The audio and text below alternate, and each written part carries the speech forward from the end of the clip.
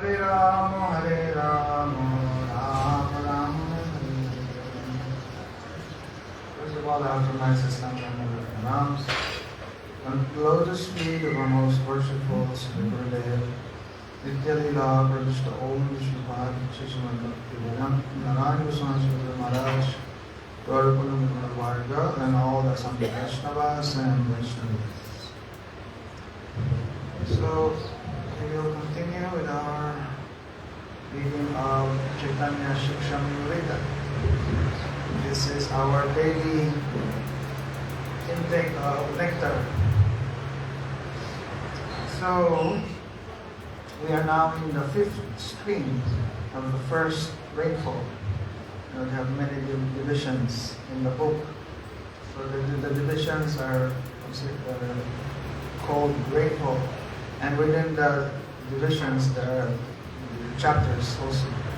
So now we are in the fifth chapter of the first division. This is the fifth stream. Bhaktivinoda Thakur is saying, in the previous sections, we deliberated on 6 types of prameyas. So you remember, no? Prameya? Meaning prameya? Motto? What's the meaning of prameya? Prameya. He said in the previous section, we deliberated, we discussed on the 6 types of prameyas. So prameyas are? What's prameyas?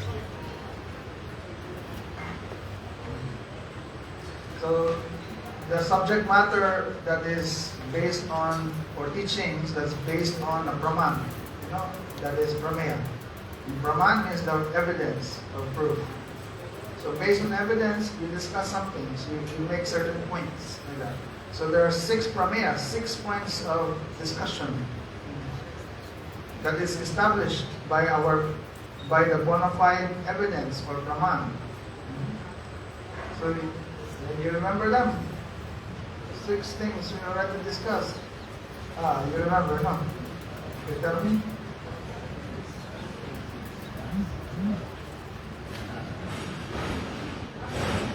6.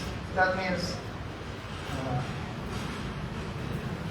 what? There's 3 about Bhagavan and 3 about the Jiva. No? Huh? Oh, there's somebody saying can't hear you. So, 3 about Bhagavan and 3 about the Jiva, right? Okay, 1 about Krishna, about Krishna's energies and Krishna Rasa is coming. And the Swarup of the Jiva, and discussion about the conditioned Jiva and about the Jiva. Okay, so making all 6.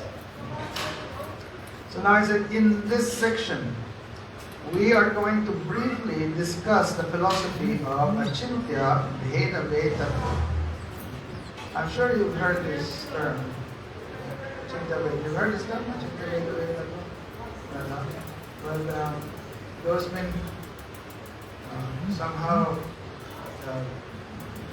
been studying our philosophy, then they will be familiar with this term. And like our Jiva Goswami, he establishes this as this is Mahaprabhu's philosophy. Achintya Veda Vedatva. Achintya meaning inconceivable. Achintya. There's Chintya, Chintya meaning understandable, but Achintya cannot be understood. Inconceivable. What is inconceivable? Is tattva about Veda Veda. This oneness and difference. The truth about oneness and difference between Bhagavan and his multifarious potencies. So that is what this section is all about. Okay? Achintya Veda Veda. Firstly, we will present Sri Chaitanya Mahaprabhu's teaching on this subject, found in Sri Chaitanya Charitamrita. Okay, and where specifically in Chaitanya Charitamrita? That is as he instructed Prakashananda Saraswati. Have you read this part? In Chaitanya Charitamrita. There's a portion there in Chaitanya Charitamrita. He was instructing Prakashananda Saraswati. You're also familiar with Prakashananda Saraswati? No, huh? It's good. You should read Chaitanya Charitamrita. Anyway, we're mentioning here that somehow you understand, or you'll be familiar. Prakashananda Saraswati is the leader of the Mayavadi sannyasis. Prakashananda Saraswati. And where was this? In Varanasi, in Kashi. Mahaprabhu was there for some time. At that time, he was teaching Sanatana Goswami also. So, and that time,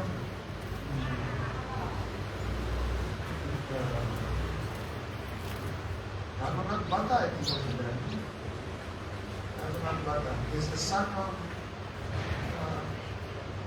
who is the father of Raghunath Bhatta? Tamam Vishnu. They're in Kasi also. So it says here, Bhaktivinoda Thakur said, firstly we will present Chaitanya Mahaprabhu's teaching on the subject. Which subject? Achintya Veda Vedanta. And where do we find this? In Chaitanya Charitamrita. Specifically, he's teaching to Prakashananda Saraswati. So, who is Prakashananda Saraswati? Is the most prominent Mayavad sannyasi of Varanasi. He explained, so what did Mahaprabhu explain? He explained Shakti Parinambhad, his philosophy of the transformation of the Lord's potencies, Shakti. Previously, Mahaprabhu, before Mahaprabhu, the way many philosophers would present, even the Vaishnavas, like schools, different Sampradaya teachers, they would teach that Vastu is, when you say, what's Vastu again?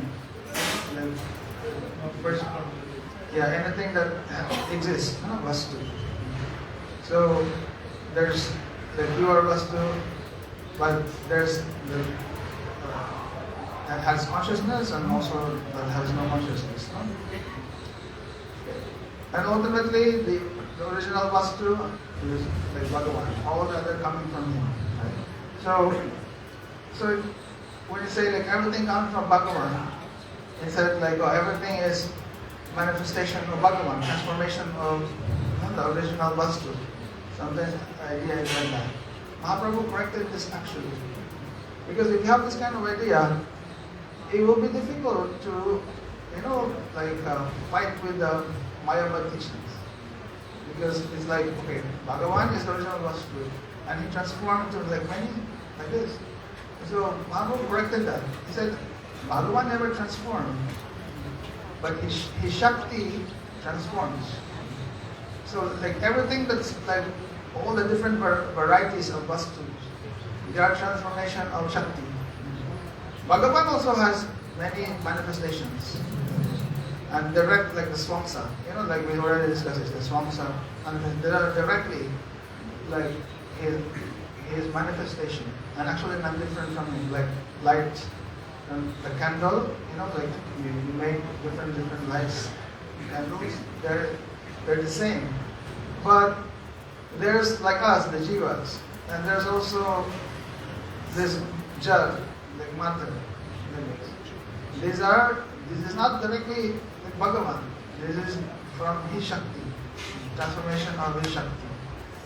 Like us, we are the Tatastha Jivas. We are considered like Hamsa of him, but we're not Swamsa. We're both again Vivinamsa. So here Bhaktivinoda Thakur said, Mahaprabhu said, and is quoting the actual verses from Chaitanya Charitamrita. He said, Vyasera sutrete kohi parinam vada, correct parinam vad.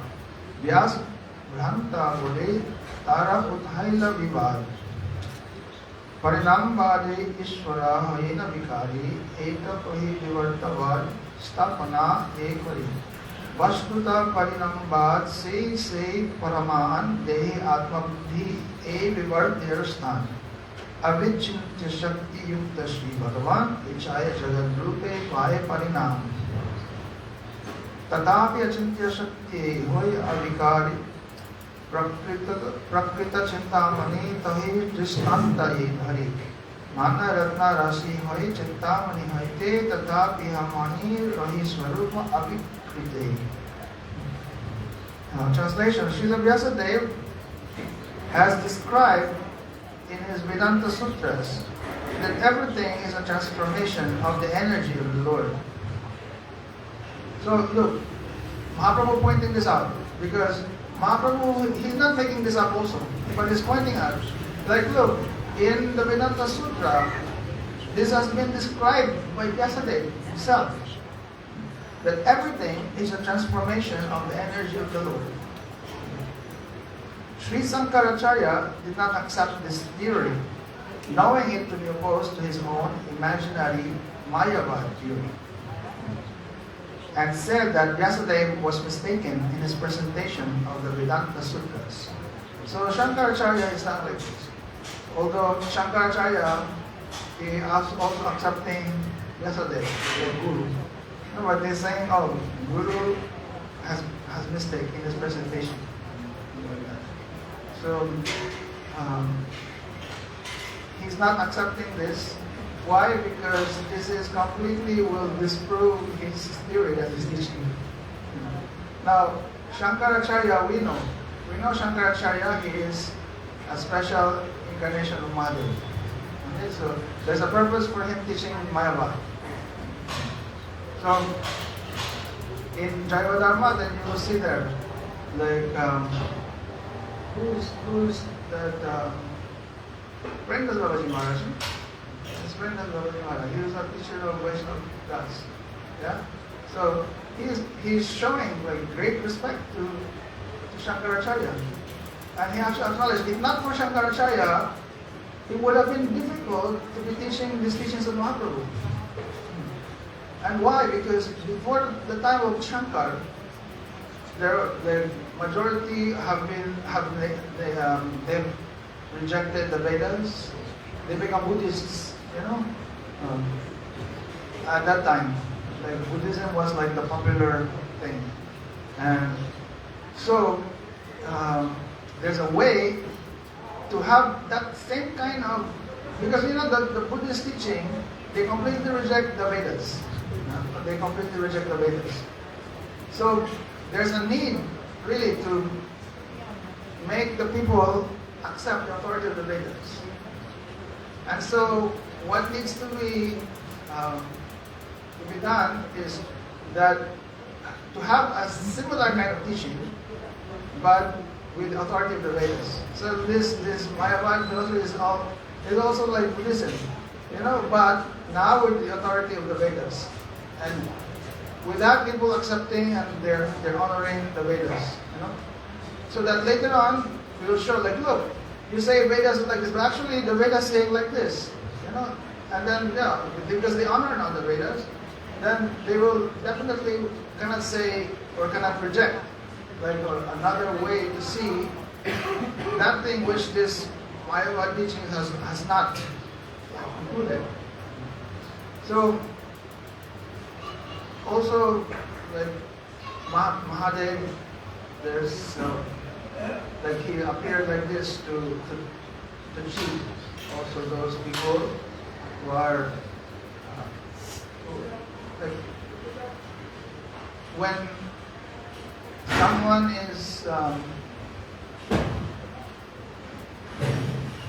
when someone following like Vedas or like let's say the teachings of Dharma and everything, but he can be worshipping Bhagavan, but his desire really is not like for Bhagavan, but only for, let's say, like his own. then it's good to have some clear, divide them, immediately. So in a way, this philosophy was there. So immediately, those people who have this mentality, envious to Bhagavan, they can be filtered out from those who are trying to follow the Vedas. They're still following the Vedas, but then you can see, you can separate them from the bhaktas. Anyway, there's so many purposes for that, but ultimately, for instance, Babaji Maharaj, he was giving acknowledgement, and we have to acknowledge that was not an easy task. That was not an easy task for someone to convert so many of these people who don't accept the Vedas, and make them accept the Vedas, and actually making the foundation for Mahaprabhu's teaching later on. So Shankar, he was accepting everything, the Vedanta Sutra and everything, but not this teaching on Shakti Parinambhad. According to Shankaracharya, by accepting this theory of transformation of the energy ruler, this Shakti Parinambhad, one accepts the absolute truth, Ishvara. According to Sri Shankaracharya, by accepting the theory of the transformation of the energy of the Lord, one accepts that the absolute truth is transformed. Thus, Sri Shankaracharya established this theory of Vivartavad, the theory of mistaken identity. However, it is the false bodily conception of the self that is an illusion, Vivartavad. You still remember that? I actually forgot to look. Yesterday we mentioned about this. Those analogies. Yeah. Anyways, he said Shankaracharya established his theory of Vivartavad. Vivarta meaning, what is meaning Vivarta? Illusion. The theory of mistaken identity. Those let me just look at it. When you say there's the first analogy was this air, right? When there's a pot. The first analogy is the pot. The pot is actually just the air, but it's just enclosed in a certain space, in the pot. But actually it's air. But there's just a pot that bounds it, in a certain space, like that.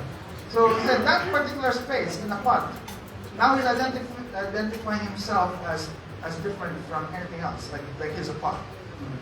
But actually, that is Maya, that's illusion. And then there's another one. Then there's the reflection. The reflection, and the third one. What's the third one? The dream. Oh, the dream. And the fourth?